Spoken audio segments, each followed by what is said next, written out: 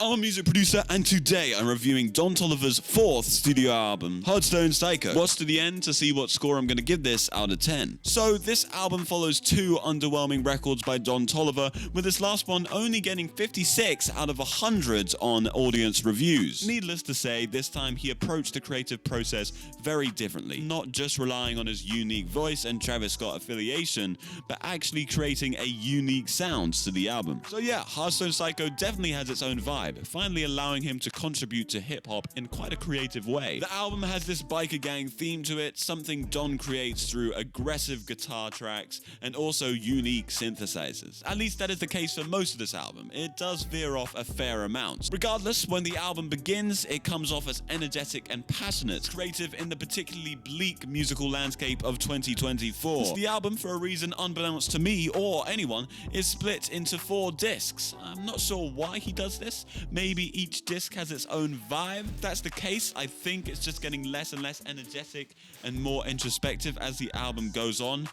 But I don't know, I might be making that up. If that is the case though, it is a double-edged sword, because on the one hand, you do get the highs and lows, the badass and thoughtful. On the other hand, it does feel like the album slumps to the finish line rather than going out with a bang. Definitely, if Toliver had been more thoughtful with the track list, sprinkling in the big mixes and peaceful songs better, I'd have probably even given this album an extra 0.5 to its score. But if you do want to see the score I ended up giving it, remember to watch to the end. Regardless, this record works when it's anthemic. That's when Don Toliver's vocals sound the best, and it's also when you can hear just how good the drums are. In all the production, specifically the drums feel the most well-made and hard-hitting. In fact, I would say these are the most professional-sounding drum kits I've ever heard in rap, or at least the hardest in a long time. And the production as a whole is absolutely good, although sometimes some of the lyric lines feel uninspired. For example, the piano track in Brother Stone just feels generic and overwrought in hip-hop right now. So, without a doubt, this album has both hits and vibes, which is really impressive. Bandit Attitude, Tore Up all go hard as fuck, and the use of synths in these songs work really well, although I would hope so with the absolute star power of producers on this album. OZ,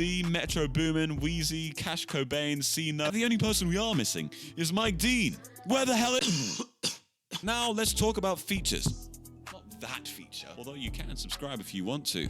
The features are few and far in between, which is bold, but not necessarily a bad choice. People like Jid are great as solo acts. And to his credit, Don Toliver never suffers from the lack of features, although the features he does have often feel underwhelming. I don't particularly like Kodak Black as a rapper, MB, but the only thing he ever did that I liked was Mr. Morale. As for Tizo Touchdown, I'm pretty much his biggest fan, and yet he didn't even have a verse. Why? But that being said, Travis Scott cooked like Nobu's motherfucking head chef. I do think it gets better with each listen, and I adore Attitude, 5 to 10, Inside, Backstreets, all of these songs. I think if Don was bolder with his unique sound, we could have got an album as good as Utopia. And yet, as it stands, Travis Scott is way more experimental than any mainstream hip-hop artist right now. Hopefully, this starts the trajectory for Don to become more experimental. Wrapping up, I don't really understand why the fuck there are 4 discs. It feels unnecessary and undeserved.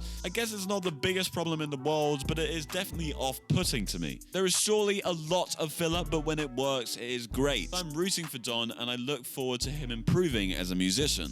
This could be the start of a generational and more experimental run, but as things stand, I'm giving this a 7.3 out of 10. Did I have a terrible opinion? If so, leave a dislike, and if you agreed, then leave a like. Please subscribe because it helps the algorithm so much, and I love making these videos. See you next week.